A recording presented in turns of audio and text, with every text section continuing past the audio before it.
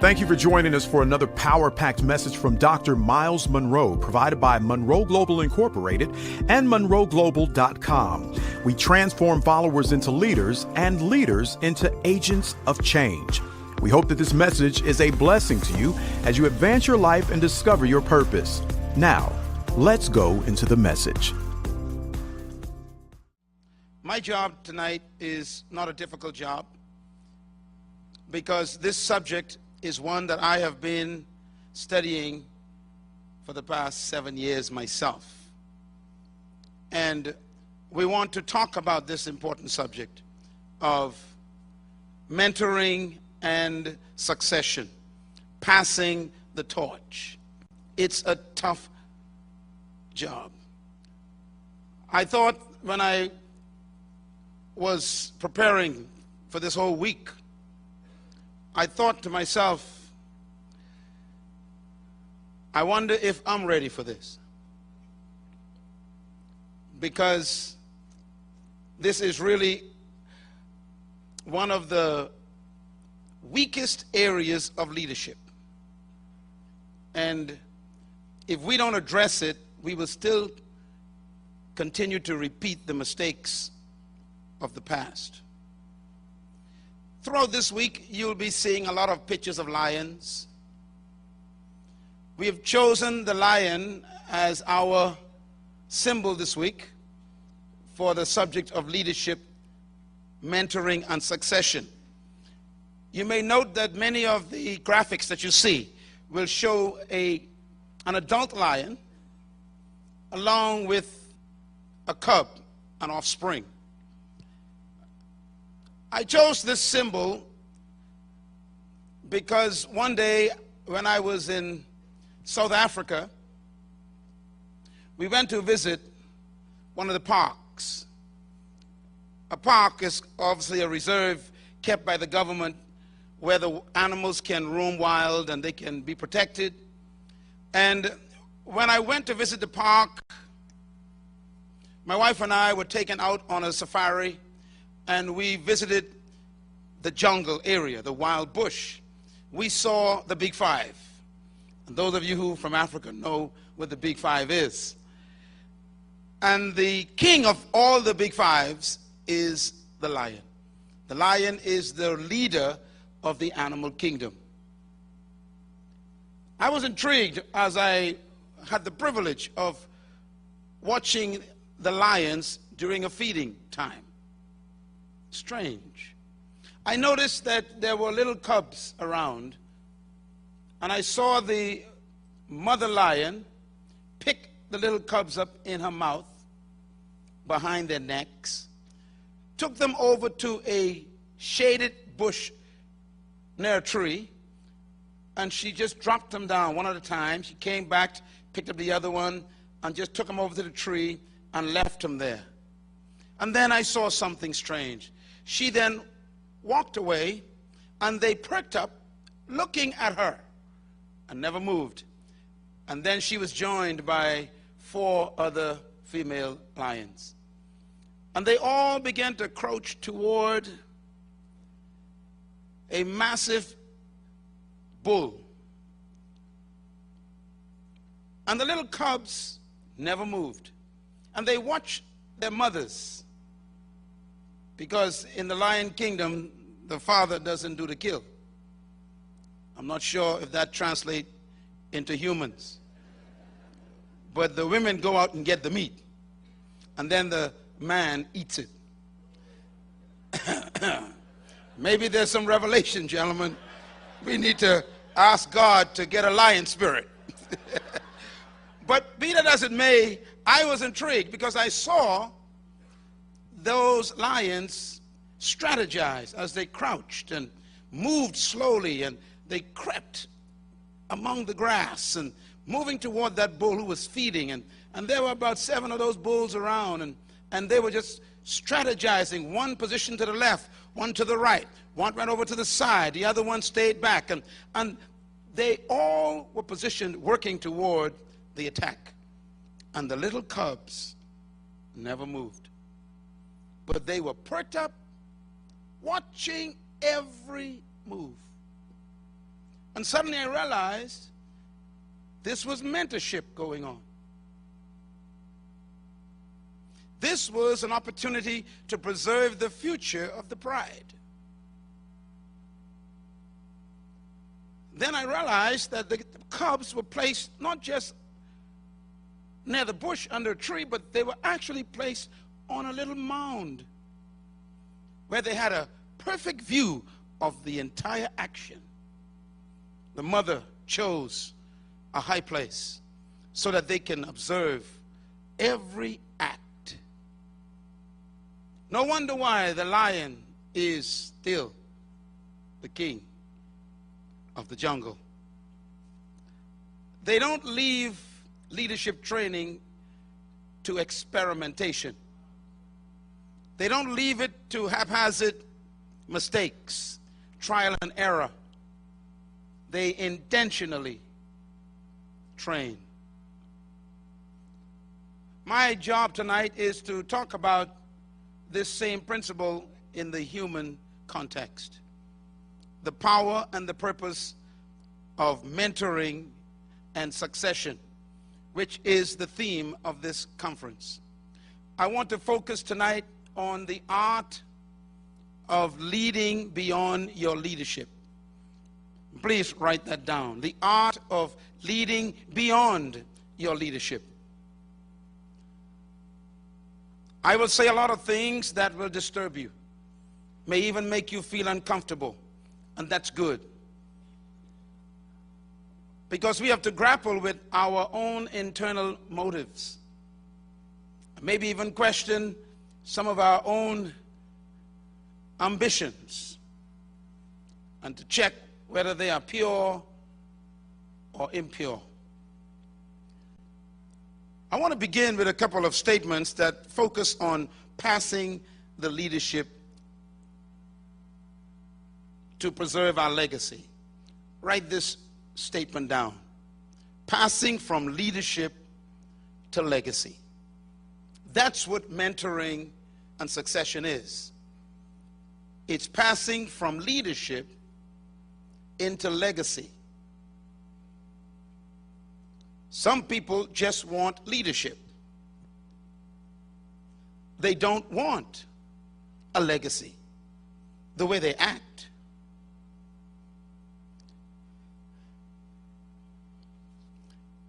When we talk about leadership, one of the things that we need to remember is that leadership is necessary.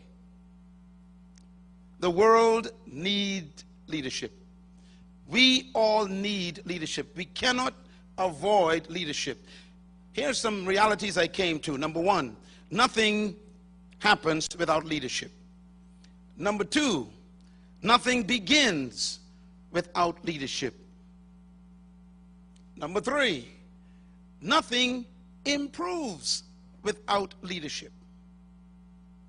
Number four, nothing develops without leadership. Think about it. Number five, nothing changes without leadership. If you want to bring change in your family, in your company, in your department, in your country, or in your community, there has to be leadership that makes that happen. Number six, nothing progresses without leadership. You can dream all you want, imagine all you want, hope all you want, but someone will have to step up and take responsibility for that to happen. And number seven, nothing succeeds without leadership. I think this list is long enough for us to accept the fact that leadership is an imperative, necessary. We cannot succeed without leadership. So we're not here to debate whether leadership is important. What we're here to deal with is some of the aspects of leadership that needs to be addressed. This one we deal with is the most important. Mentoring and succession. Not only is leadership important and vital, but take a look at this. What is the role of leadership? I thought this through intensely. I've written books on this subject, done research on this subject for years, and I'm still trying to wrap my mind around what is really the role of leadership. And here's one of the thoughts I have distilled. Leadership provides the vision, the energy, the initiative, the motivation, and the passion to inspire others to a noble cause for the benefit of all. That's the role of leadership in any context. Please write this sentence down, because in it is your assignment for the rest of your life. If you claim to be a leader, you must provide, first of all, a vision, but you also must provide energy. Leaders cannot be tired, sick, and complaining. They provide energy. Their very presence is supposed to produce energy in the organization. That energy motivates people. They also must provide initiative. They begin things, they start things, they cause things to happen. Initiative. Leadership provides that. They also provide passion, and that passion must be felt throughout that entire corporate environment. It's a tough job being a leader, because you got to keep all of those things present in order to successfully achieve a noble cause. Here's another role of a leader. Leadership is influencing others to move from the present to the unknown future. That's the job of a leader. Your job is to move people from the known.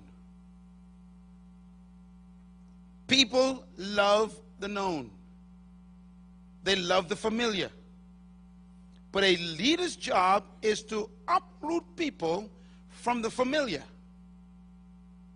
and take them to a place they've never been, and to make that place attractive enough for them to want to go. They actually call this selling the vision. If you cannot make the future more important than the present to the people, you cannot lead them. I want to repeat this. If you cannot make the future more important to the people than the present, you cannot lead them. And so leadership provides that influence. The final thought to summarize the role of leadership is this. Leadership is a corporate investment in hope. Your job as a leader is to give people the incentive to want to invest their time, energy, resources, their own personal ambitions in a hope of a future that they believe is better than what they are. That's what leadership does. So take a look at those three sentences and judge yourself. Is that what you're doing? Is that what the people are feeling? Can you continue to do this for the next 40 years? This is why leaders must take care of their bodies, for example. Stay healthy, because you got to provide a lot of energy, a lot of initiative, a lot of motivation. I thought it'd be great to also distinguish great leaders from normal leaders. Here's a thought. The greatest act of leadership is mentoring. This took me 40 years to write this one sentence. I thought that a great leader was one who built a big building or organized a massive campaign. I thought leadership was about building a corporate organization worth millions. This is not the measure of greatness. I find it very intriguing that Jesus Christ, 30 years old, built an organization that is now 2,000 years old. It is the largest company on earth with over 2 billion clients. I happen to work for the company. He started the company with just 11 investors who he gave shares to. They didn't have to buy. And I find it ironic that he never built a building, never opened a bank account, never established a physical institution, and yet his company is still expanding after 2,000 years, which means that greatness in leadership is not building buildings. It's building people. And you should clap. Because we are so stuck on wanting our names on buildings, which every day is decaying, and we forget that the greatest investment any leader can make is in people. The second point, the greatest accomplishment of leadership is succession. The greatest act of leadership is what? Mentoring. But the greatest accomplishment of leadership is not a $50 billion company.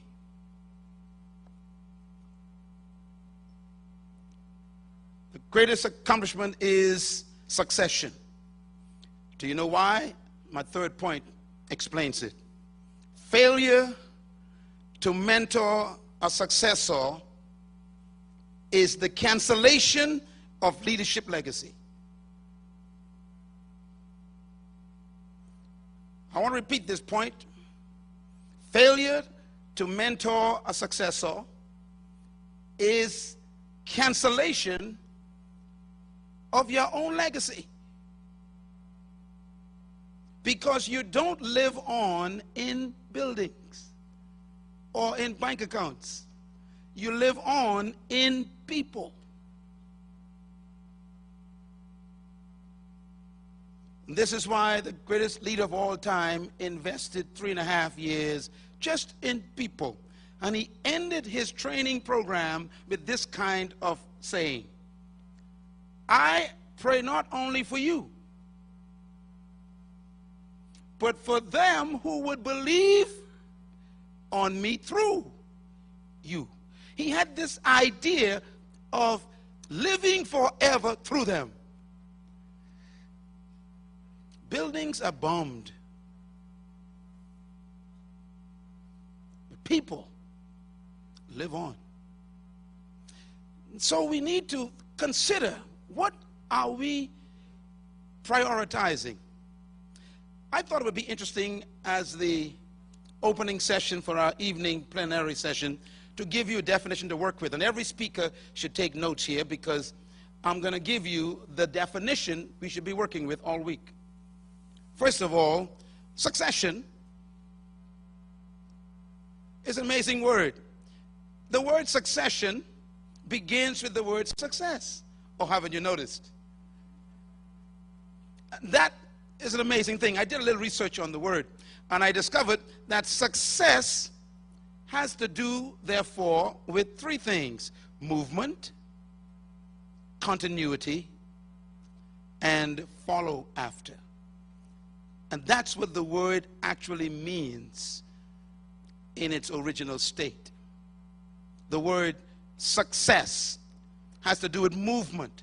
We normally think of success as having to do with ending something. But success has to do with movement, with continuity. If your vision dies with you, you failed.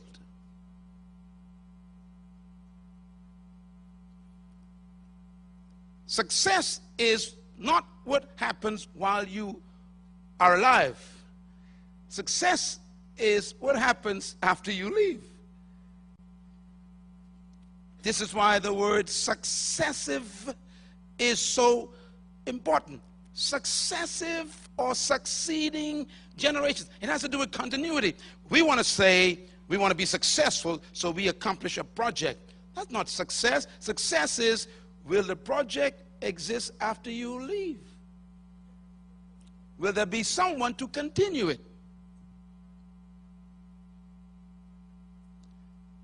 You know, one of the ways that God, in his relationship with the people, used to say he would curse them, and I found this very strange. He said, I will curse you by wiping your name out. I thought that was strange. In other words, this is the worst thing that can happen, he says, is for you to not have your name mentioned after you die. Which means that if you fail to produce a successor, you are destroying your name. We won't remember you. I don't want my name on buildings because a hurricane could wipe it out, or a terrorist act. Success means to follow or to go under. That means you continue something. So succession has to do with preserving success. Write that down. Succession preserves success. Interesting. Whatever you achieve, you need someone to preserve it. Could you imagine building your family business all your life, and then some untrained son sells it after you die for half the price so he could go buy some golf clubs? That happens every day. All your life you built a building, build a business, build this massive empire, and then some son or cousin or your wife's next husband, oh my, sells it on the market for half the price. This is why succession is so critical. It preserves what? Success. Write this down. True leadership is about continuity. And that's what this week is about. It's not about you, it's about the next generation. Will you be preserved after you are finished? Not just your life, but maybe even your phase. I thought, as I studied this concept, I thought it would be good to also define succession. What is succession? Succession is the perpetuation of purpose. You keep your purpose alive through a successor. You don't want all of your dreams and plans and ideas to go in the casket with you. So you keep them alive in someone you mentored. So a successor literally perpetuates purpose. So here's my definition of succession. Succession is the effective transfer, conveyance, and transition of the leader's purpose, vision, passion, intent, character, standards, values, morals, and qualities to a succeeding generation of leaders. Long sentence, necessary.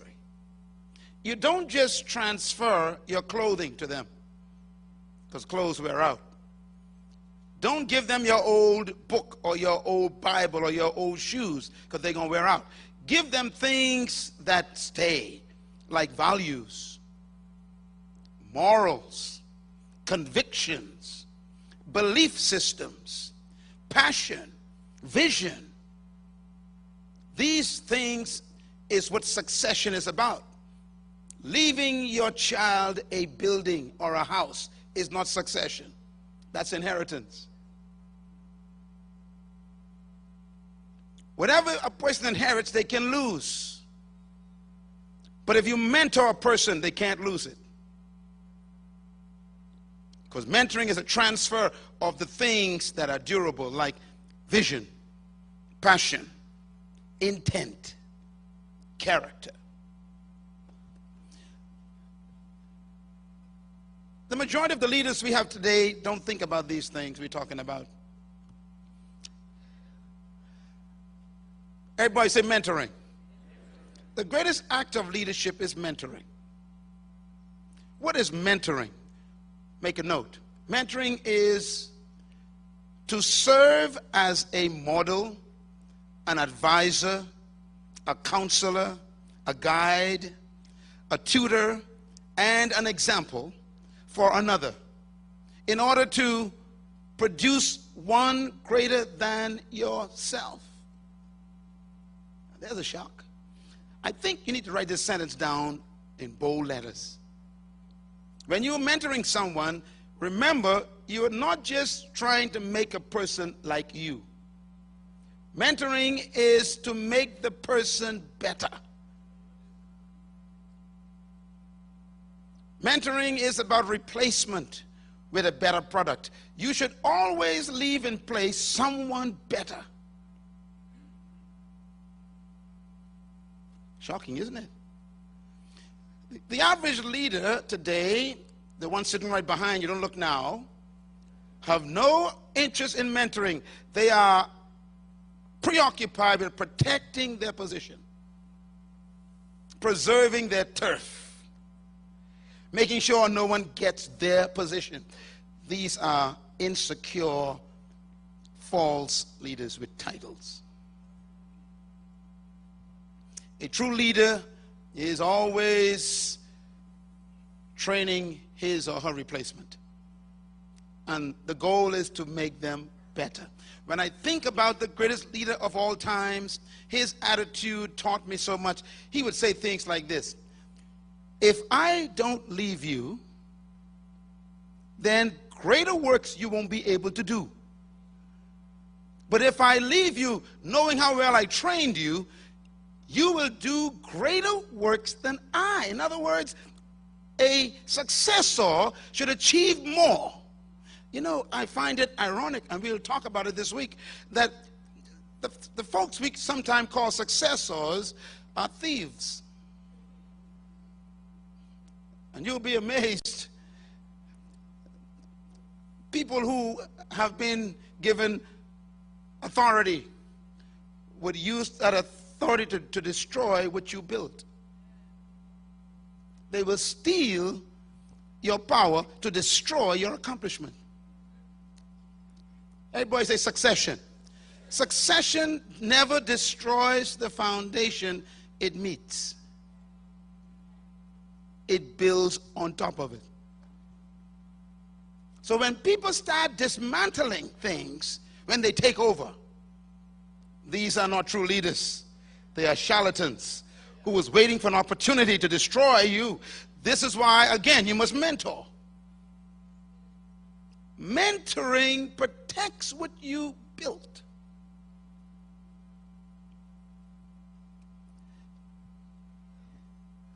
This last one. Mentoring is to intentionally transfer knowledge, insight, wisdom through practical experiential relationships. Mentoring is more than just observation. It is intentional transfer of knowledge. This is also, again, a sign of good leadership. A person who's insecure in their leadership, they use knowledge to protect themselves. They keep information to preserve their position. Am I coming through here? In other words, they don't want you to know the secrets of the company, because that's how they protect their job. But a secure leader, a true leader, will tell you everything. Why? Because they don't want to stay. Oh, you don't get what I'm talking about. This is And this is a real problem among people who say they're leaders. They will use information to protect themselves. I like the greatest leader of all times. When I think of his attitude, he said, "You are no longer servants." Watch him now. He said, because a servant doesn't know what his master is doing. He says, so I call you friends. Why? I have told you everything. He deserves a hand. This is a secure leader. I'm going to give you everything, he says. Why? Because I don't plan to stay. Some of you have your name engraved in your chair in the office. And you have that chair chained to the floor, and there's a seat belt on your chair. I know if I come to your office, there's a seat belt there. And every Monday you click it in, and you say, nobody takes this. You are so sick.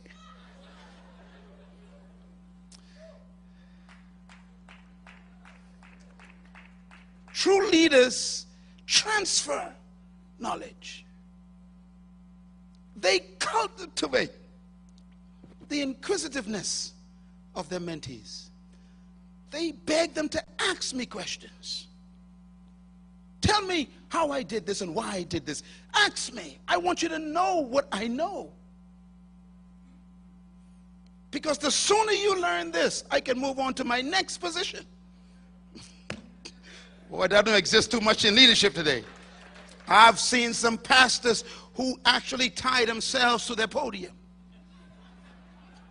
They don't take vacation just in case the assistant takes over. These are sick people with a title.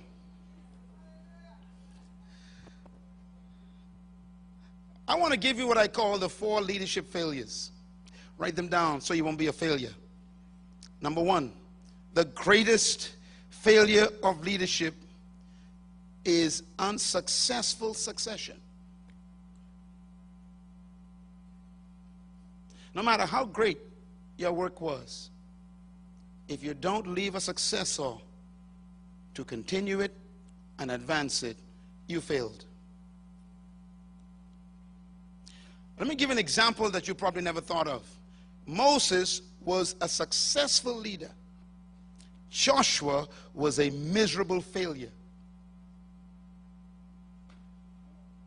There's a shock. If you read the stories of Joshua and Moses, Moses mentored Joshua, trained him, grew him up, gave him the company. He ended up with 3 million people in the company. A lot of money. He ended up with a mobile tabernacle paid for. The guy had everything going with him. And when he died, he left nobody. I know you probably don't want me to say that. Joshua failed as a leader because he didn't leave a successor. As a matter of fact, when you read the last chapter in the life of Joshua, it's a very depressing chapter that we don't preach about. It says, after the death of Joshua, the children of Israel knew not God. Wait a minute. This is amazing. The first thing Moses gave Joshua was God. I'm not sure what you're doing right now. You're the manager of your department, the leader of your organization, the chairman of your board, the pastor of your church, the supervisor of your division. That doesn't impress me. I want to know what happens when you leave. This conference is to make you go back home and look into your legacy. Who's going to talk about you when you leave? The second failure of leadership. I call it the greatest weakness. The greatest weakness of leadership is mentoring. We don't mentor. And this week we're going to learn why we don't mentor. I'm going to give you 10 reasons why we don't mentor. And you're going to find your personality in that list. The third biggest failure of leadership, I call it a defect. The greatest defect of leadership is insecurity. An insecure leader, which to me is a paradox, the two words don't go together. They contradict each other.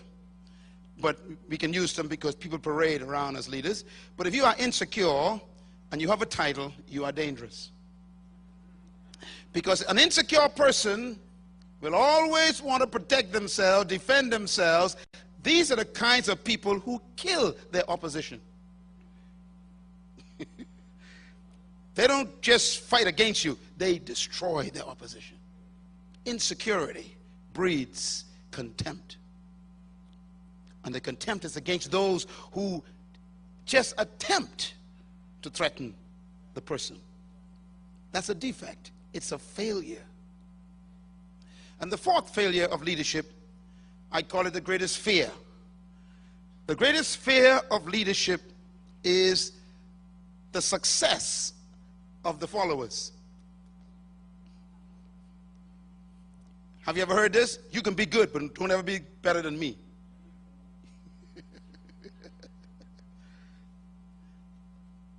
The moment the follower begins to outshine the leader finds reasons for them to go on vacation or relocate them in another part of the organization or second them or maybe early retirement or early refirement or whatever else you do to get rid of people. In other words, we become insecure when people start succeeding around us. How sad.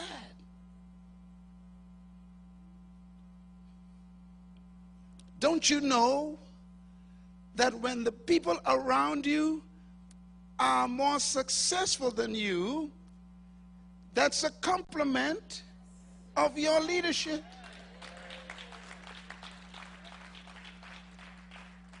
Always remember this.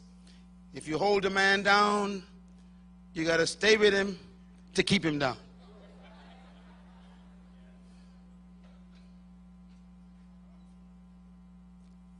Fear of success of others. It's a great failure of leaders. I thought I'd take you quickly before we wrap this up tonight. I've defined succession. I have defined mentoring. Please get a copy of this CD and DVD. Listen to them 4 times. Get it clear. Teach this to your staff and those who you're training, because if they get this, they won't hold on to jobs too tightly. They won't develop the spirit of entitlement. This is my space. You know, that spirit. But look at this list in this sentence. Very long list. Leadership is the capacity to what? Influence others. How? Through inspiration. That's very important. Leaders don't manipulate. They inspire. If you have to manipulate people, you are no longer a leader. You are a dictator. Leaders inspire. How? By their passion. Where does passion come from? Passion comes from a vision that they have, bigger than the present. And that vision births in them a conviction, and that conviction comes from their sense of purpose. I put it like this, and you can write this down real fast, because I'm going to do this quickly for the sake of time. But purpose is where it begins. Purpose is having a sense of destiny. Your purpose then produces your conviction. Your conviction is a sense of significance. In other words, a leader is someone who discovered that they are important to the world. I remember when that happened to me. I had an argument with my creator. I said, I cannot be that important. He said, yes, you are. I said, no, I can't be that important. Don't you know where I was born? Who my family is? He said, look, you are that important. And do you know that this same attitude that I had is common to all the leaders that I've read about. Like when God first spoke to Gideon, he had to argue with Gideon to just believe who he was. When he spoke to Moses, he had to argue. When he spoke to Abraham, he had to argue. In other words, we never believe the truth about ourselves. You are that important. And the sooner you accept it, then the third thing kicks in, and that's vision. You begin to see how to do it. Vision is a concept of the future. And when the vision comes, passion comes. Passion is a deep desire and commitment to achieve the vision. That passion then inspires other people. In other words, passion becomes what I call contagious energy, and that blows air into people. When you become so passionate about something that you're willing to die for it, it gives life to people. You become contagious when you are willing to die for something. Think about all the great leaders that we know. Most of them were in prison. They came out and became great. Once you inspire people, then you can influence them. Influence is when you attract corporate support. You don't demand it, you attract it. People are attracted to your passion. So a leader doesn't look for followers. Followers are attracted to the leader's passion. So if you want people to follow you, don't look for people. Find your passion. And if your passion takes over your life, they'll run after you. This is leadership. And then once you influence people, then they call you a leader. Valuable. Their values come from you. Is this clear? Inspiration is a divine deposit. It's called the breath of God.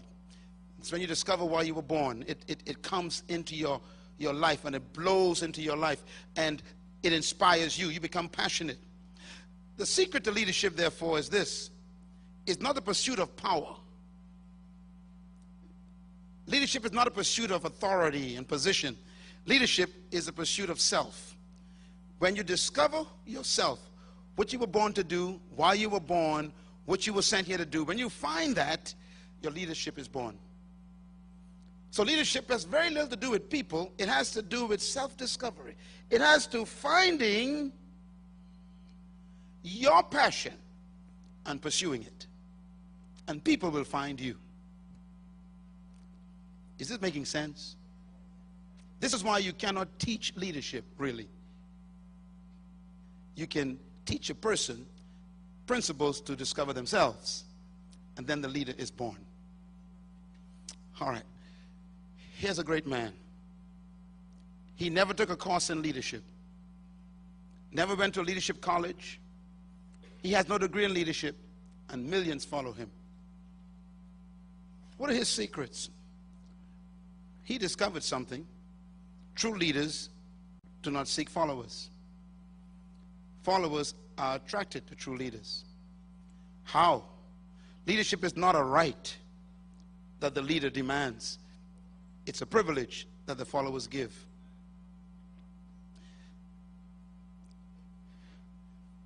Because you are a leader, because you say you are a leader, and no one is following you, you're simply taking a walk.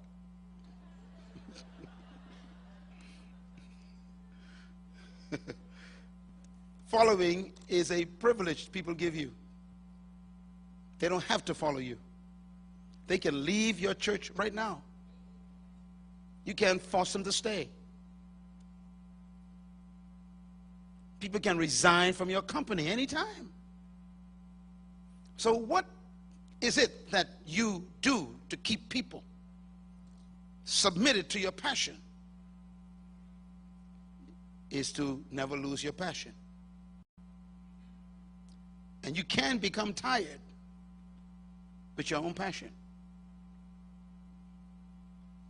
You need to be renewed. Coming to a conference like this is a good place to come. To get back in touch with your passion, back in touch with your assignment, back in touch with yourself. And an environment like this stimulates your sleeping dream. You go back with energy to start again. It happens. Here's a couple insights I want to give you. True leadership is a result of inspiration, not manipulation. And therefore, the highest form of leadership is inspiration. If you cannot inspire, you have to manipulate. And if you manipulate, you are no longer a leader.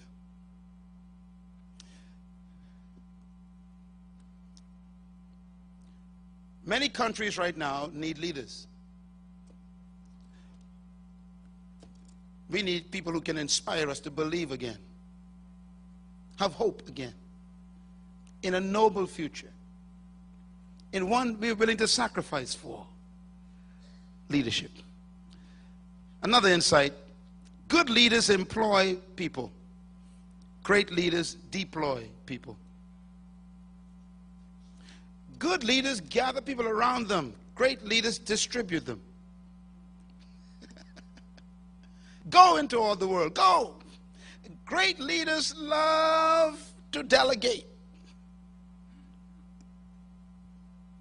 Good leaders love adulation. They like to be worshipped.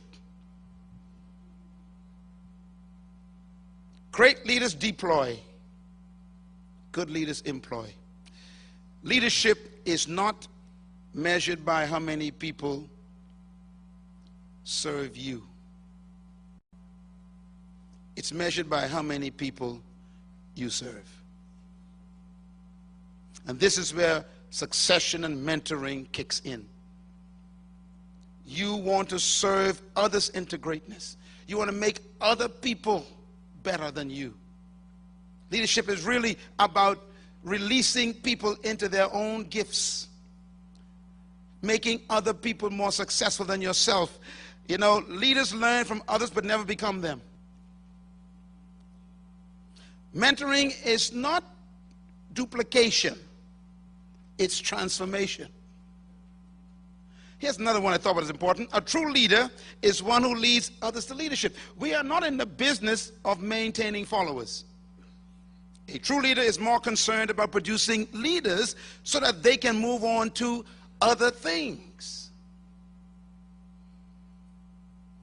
I remember the statement of the greatest leader of all times. And by the way, I am living on this statement every day. He said this to his class he was training. He said, he asked him a question. It's a powerful question. He said, how long must I be with you? I mean, that's an intriguing question. I run this department. I am the manager. I'm the secretary. I'm in charge. And I tell the folks in my department, look, I'm not wanting to be with you all too much longer. So learn quickly. That's what he meant.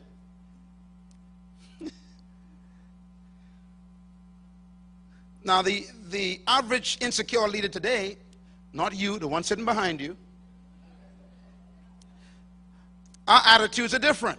Our attitudes is, I ain't going nowhere. You might as well just forget this part. You ain't coming here. I've been trying to get here for 20 years. I'm finally here. I ain't going nowhere. So they actually, they turn the question around. They don't say, they don't ask the question this way. How long must I be with you? The question is, how long are you willing to wait for this? We hold on. You're not a true leader. You're an insecure charlatan, feeding like a parasite, making a position synonymous with your value. You know, if you get your value from what you do and who you are as a position, you better never lose your position. If your significance comes from your title, you better never get fired.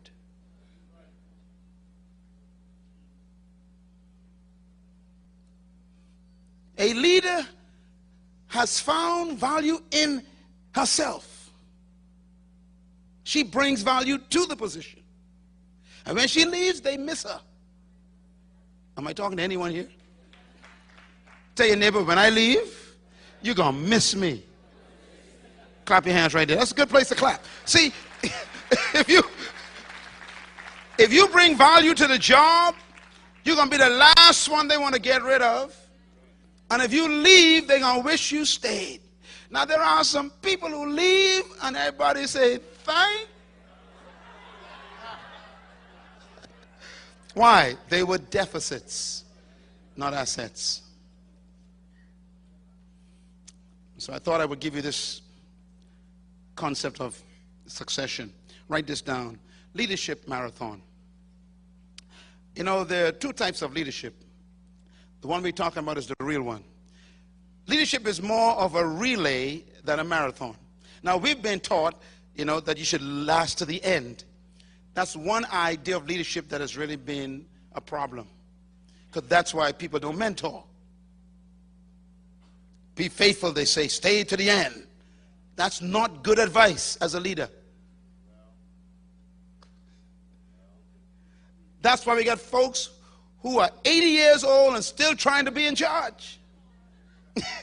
And you got the talented young lions waiting to do something great for the organization. But there's this old guy saying, well, you know, the Lord say the race is not to the swift, but those who endure. Yeah, I'm going to die here. You know, this is not leading. No, man, no. That's a marathon. Leadership is a relay. Write that down. What's a relay? Well, here's some thoughts about a relay. A marathon only has one winner. Think about it. When you run a marathon, it could be 1,000 people start. Only one wins. And they get all the glory. But a relay is different. Everyone runs, but they only run their leg. And that's good leadership philosophy. You got to know when you finish your leg in this company, in this church, in this organization, in this government. You ain't supposed to die where they hired you. No, leadership is about a relay. And here's the most important part of it. Write this down, very important. And that is, leadership is about successful transition. You got the baton now. Now, there are people sitting right behind you. Don't look now, but they take the baton home in their pockets. They write their name on it. This ain't your Lord. This mine. And they actually made a will. The baton shall be in my casket. People are sick. Who can you think of right now in your organization who has their hand open like this?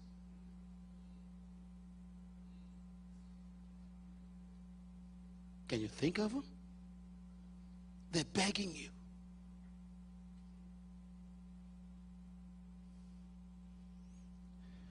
When your leg is finished, you run out of ideas. You run out of creativity. You run out of steam.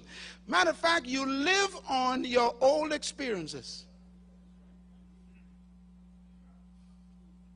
Why is it so quiet in here?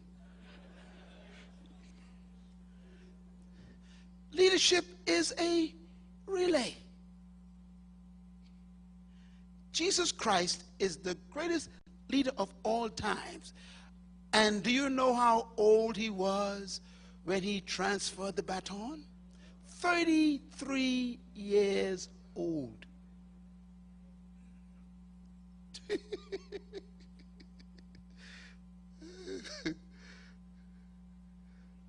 How long you been working here? 52 years. They proud of that. Right here? Yes, doing the same thing. I'm an expert.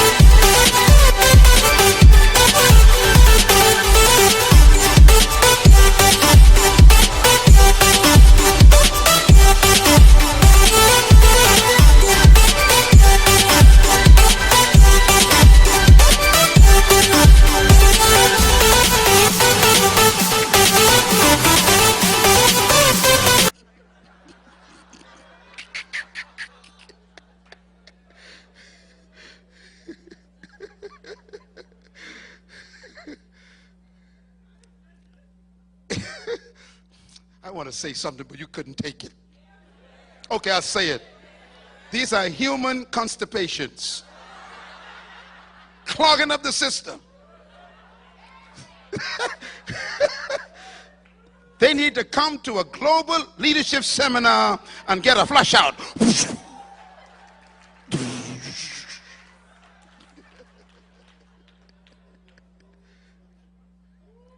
Organizational constipation.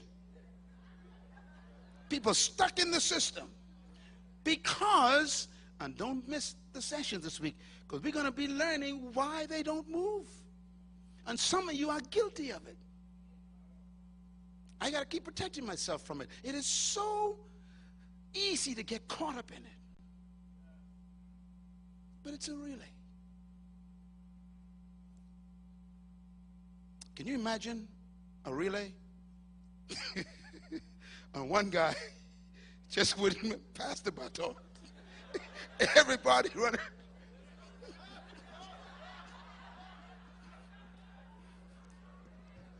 They're growing old running. Where is he? He's supposed to be. It's frustrating. Lack of succession. My friends, I put it to you that God wants us to pass the baton now. This meeting is about the transfer. Learning how to recognize where you are in the race. Learning how to appreciate the value of getting rid of the baton. And learning that you ain't got to die to celebrate the win. That everybody can still be alive and you can celebrate the win. Thank you once again for listening to this message, as we hope that it has been a blessing to you. Our goal is to show you new paths and opportunities so that you can discover your purpose. It is your love, support, and partnership that makes Munroe Global possible. Please visit us online at www.munroeglobal.com for more product, partnership, or to join us at one of our live events around the world.